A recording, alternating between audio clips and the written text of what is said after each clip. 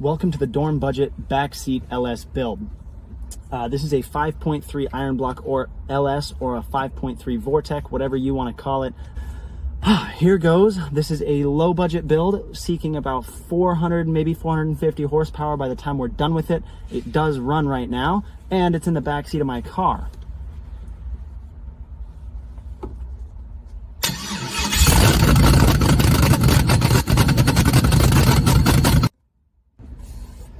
Now, in order to get this running, I'm gonna walk you guys through a list of all the parts and all the things I did to this so that I can add up my budget.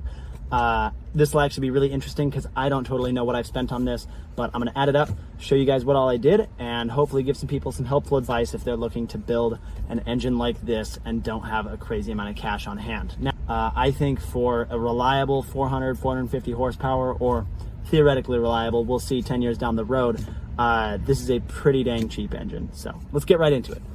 Now, as far as the rotating assembly on this motor goes, we kept everything stock except for the fact that we, just changed out the bearings, the piston rings, and when I took the block into the machine shop, I got the cylinders honed, I got the decks surfaced, and the lines honed. Overall machine cost was about $500.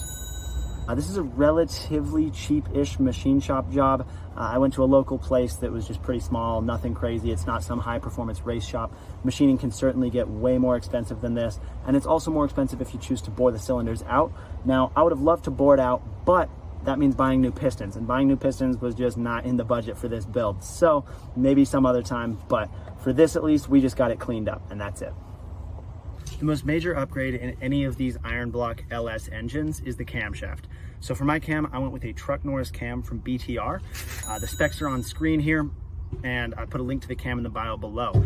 It's kind of a funny name, Truck Norris, but this is a great cam, and since I look to put this in a truck, I'm really excited for it. So this cam is pretty mild, it's nothing crazy, but it certainly does have a little bit more chop than factory.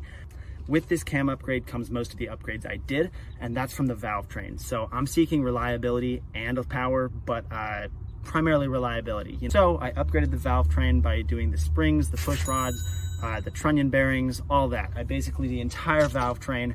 I'll add up the math here on screen for the whole cost of that. It does get a little bit pricey. That hurts. But I think to have a really good, reliable engine and something that I can add power to in the future if I want to, upgrading the valve train is totally worth it. So we'll find out. Another advantage to upgrading the valve train is that when I'm driving this around, even though it's not the most powerful engine in the world, if I want to rev it up, make it sound good, listen to it, just really keep my foot in the carburetor, so to speak, I don't have to feel too guilty about that, I'm hoping. So I'm really hoping to have a durable enough valve train that I can maybe hit the rev limiter every once in a while and have some fun and not worry about it too much. We're gonna find out. As for gaskets, I went with this Felpro gasket kit. It's pretty standard, comes with pretty much every single gasket you're gonna need for these engines. Most importantly, stuff like the head gasket and intake manifold, exhaust manifold, all that. It's got literally everything in it. I was super happy with it. And it's kind of expensive again, but it's one of those, you can go buy each individual gasket, or you can get this ginormous kit and save yourself a lot of time. So it was a pretty slick kit, and it had everything I needed.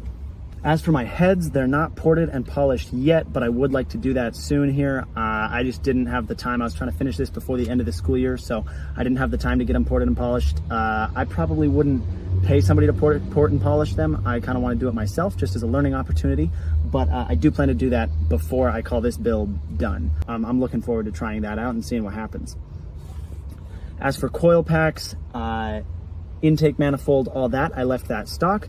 However, in social media and in Instagram, I had the opportunity to get Holley Terminator X setup from Holley, which was really, really neat. I wanted to get one anyways, but I would have really busted the bank for it. And this is something that you can get by without, but man alive, is it nice. So for an aftermarket ECU, it's the computer and the fuel injectors is the biggest thing. So it basically comes with this handheld display. I might make some videos on it later, but that plug and plays with the entire system, just drops right onto this engine. I know nothing, and I hooked it up in about 45 minutes.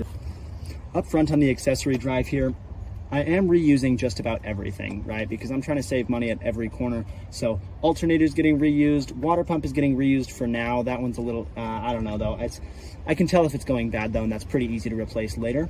I did replace the oil pump, just for peace of mind mostly. I think the oil pump that I had was fine, but it's just one of those things. I don't want to have to dig back in and get that, and oil is super important, so I didn't want to screw that one up, and an extra 120 bucks is not the end of the world in the grand scheme of an engine build. So I wasn't crazy worried about that, but I am reusing water pump, harmonic balancer for now at least, the alternator bracket and everything. So it's stuff like that that is just, it's a money saver that is, you know, goes unnoticed a lot of times, but at least for right now that's necessary, and then maybe I'll upgrade it later, but that's a problem for another time.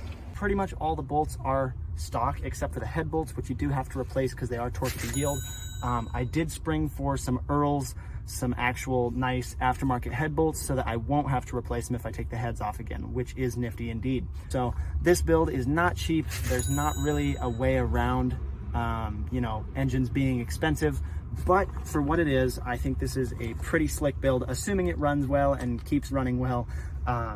This should get me a reliable 400-ish horsepower in a truck that has never seen over 200 in its life. I don't know what I'm doing, but this is running well for now, and I look forward to it. If you have any suggestions for me, just let me know in the comments. Let's take a brief break from talking about that, because I have this sick knife from Downing Fabrications with the Dorm Room Mechanic logo engraved in it that I'm able to give away for the last video's riddle. I've got my extra camera crew for this giveaway. So here's that knife again. The winner of this one, the last puzzler, was how I got my car started in the parking lot because it wasn't working. And so I'm going with Egon Milanowski. I don't know if I'm pronouncing that right. Commented, your 2002 Nissan Maxima seems to be a kindred spirit to Tom's sleek black beauty. If you didn't hotwire the car with a screwdriver, then I'm not sure what you did. You'd be right. That is one of the ways I be starting my car all the time now. So congratulations to you. I'm gonna send this nice knife to you as soon as I can, and shout out to Downing Fabrications for giving me the knife for the giveaway. So it's been a lot of fun. Last but not least is determining what to do with all this shop space once the engine is out of it. So I'm gonna figure out how to get it out here in the next couple weeks, couple days maybe even. But after that, I've got this wonderful shop, all sorts of space in here, and I gotta think of a next project to do. I need to get the car that is the shop running nice and reliably before next fall so that I can bring it to school, hopefully. And we got to think of another crazy build to start doing in here. So I'm thinking first up is an engine for the shop, and then we can figure it out from there. I really don't care. I'm open to suggestions, so please leave something in the comments what direction you would like to see this go. I think first things first, after I get this engine out, is to just completely gut this even more and really just clean it up, get it really nice and clean and really looking like a shop on the inside. I'm looking forward to it. Just feel free to drop a comment and a suggestion, and let me know what engine you think we should build in here to put in here, if that makes sense. So thank you guys so much for watching. Like and subscribe.